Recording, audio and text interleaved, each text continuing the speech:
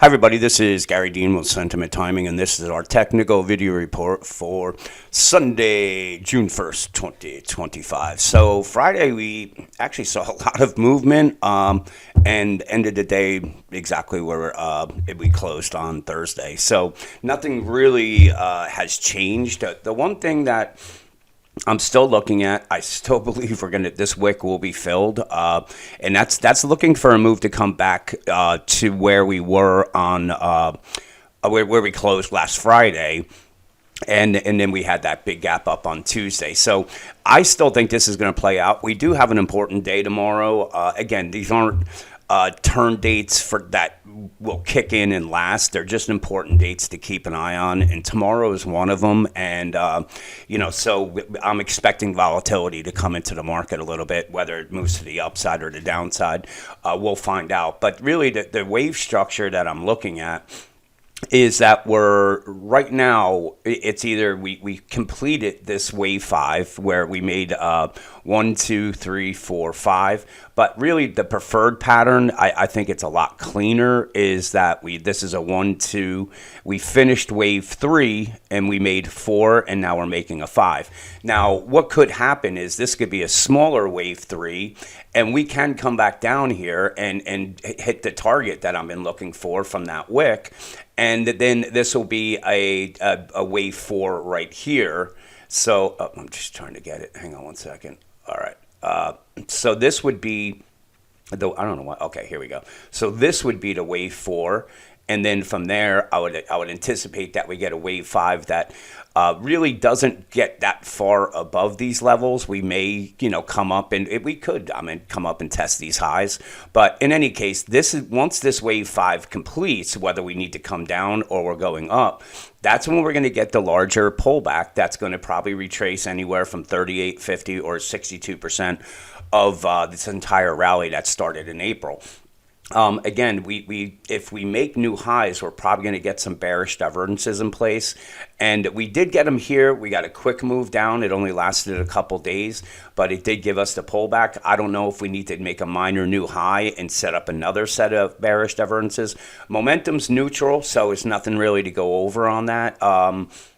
If we look at the 15-minute chart, these are the sell signals that had me thinking that we were going to be heading lower either on Friday or even Thursday. But Thursday we had a decent day to the upside, and then we pulled back a lot and then moved back up. So if it, you can see right here, we came down to the 50% retracement, and that's from these lows here that were on 523 to the highs that we just made on 529. So this is just a 50% retracement right here.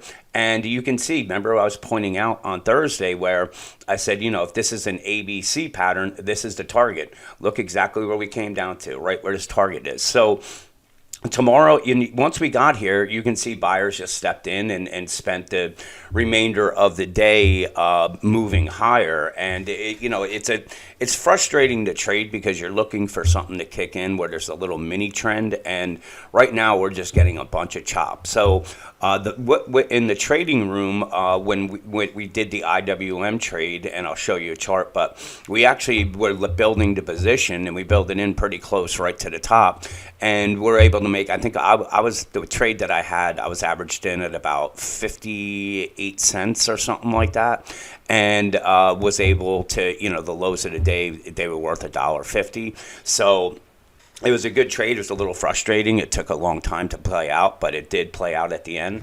And really, it's the same with the S&P right here, where we had this gap down here, and then we had a gap down, and then we came back up and closed this, and then came back down and took out these lows before coming back up and taking out the high. So it's a really, you have to be very fast with your trades and really just have targets and then take it off. And if it ends up continuing to go in that direction, you just get angry. That's it, like I do. But the thing is that when you hold on for bigger moves, it's going right back to where it was, and you end up losing money or just giving away all your gains. So we're pretty overbought right now with with the S&P on the 15-minute chart. We don't really have any bearish divergences because we had them going right here, and I do believe that played out with an ABC move. So this would make sense if this was a wave 4 and we're coming up and making that wave 5 from the 60-minute chart. But I still like the it coming down and making the 4 down here where it's an ABC move, which would bring us kind of right here at this right around that 57.50 level, which would then fulfill this wick that we're looking for. So I think that would be, if it's going to play out like that, I think right here would be it. And I don't think the bigger move to the downside is going to start.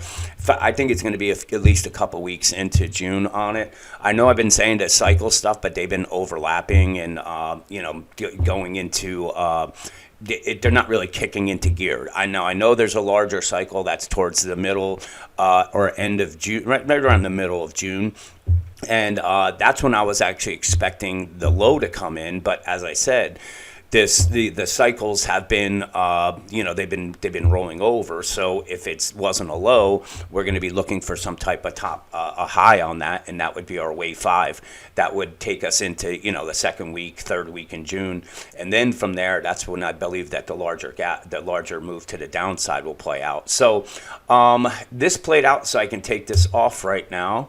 And if we get any selling tomorrow, really, this is going to be the line in the sand for the bulls, because if they lose to 58.76, they're coming back down to this level again. And you can see you have this support right here, but it really where they decided to move this. Let me just see if maybe it's a moving average or anything that played part. Not really. So it's it's kind of weird where they bid this up. I figured if they're going to come down, just come down and close the gap, get this over with, and then move higher. But you can see it was a buying spree towards the end there.